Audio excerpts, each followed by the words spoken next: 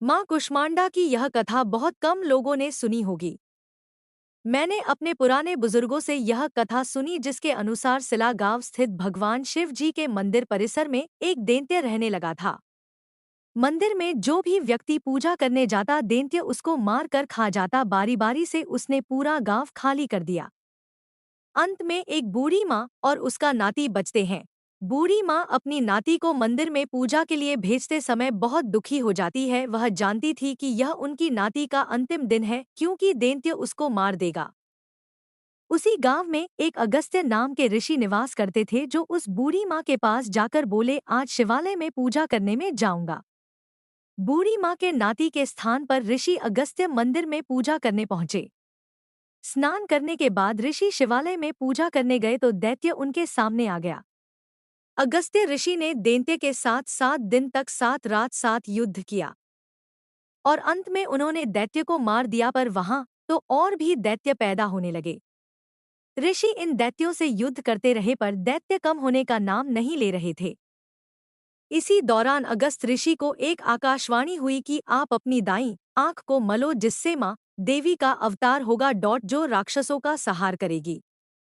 अगस्त्य ऋषि ने आकाशवाणी के अनुसार दाएं आंख को मला जिससे मां कुष्मांडा ने अवतार लिया। मां ने एक एक करके सारे राक्षसों का वध किया।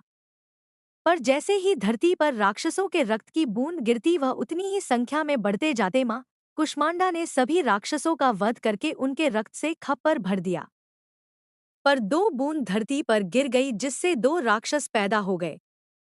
मां कुष्मांडा के खौफ से दोनों राक्षस वहां से भाग गए। बताया जाता है कि एक शीला गांव में तालाब में और दूसरा श्री बद्रीनाथ धाम में छिप गया। भगवान बद्रीनाथ जी सभी पर करुणा करते हैं। भगवान श्री नारायण ने उस राक्षस को शरण दे दी। वो बताते हैं कि शीला गांव के निवासी मां कुष्मांडा को आमंत्रित करने के लिए गाजे बाजे के साथ कुमड़ी गांव आते हैं। मां की डोली यहां से शिला गांव जाती है। माता की डोली के साथ यहां से क्षेत्रपाल जी सभी निशान मसांड भी जाते हैं। मां कुष्मांडा शीला गांव में श्री शिवजी के मंदिर में चलने वाले 18 दिन के महायज्ञ में शामिल होती है। वहां से वापस आने पर कुमड़ी गांव में भी यज्ञ का आयोजन किया जाता है। कुमड़ी और शिला गांव के बीच वर्षों पहले से यह करार है कि कुमड़ी गांव में यज्ञ का आयोजन शीला गांव ही कराएगा। जब एक बार मां कुष्मांडा की डोली को स्नान के लिए हरिद्वार लाया गया तो वहां से लौटते समय देवप्रयाग में टिहरी की महारानी ने मां से एक मन्नत मांगी। मनोकामना पूर्ण होने पर महारानी ने यहां कुमड़ी गांव के मंदिर में माता की मूर्ति की प्रतिष्ठा कराई। माना जाता है कि मूर्ति का वजन नहीं किया जा सकता। वह बताते हैं कि वजन करने से मूर्ति और भी भारी हो जाती है। आप दूसरी ओर जितना भी वजन रखोगे मूर्ति उससे भी भारी होती जाती है।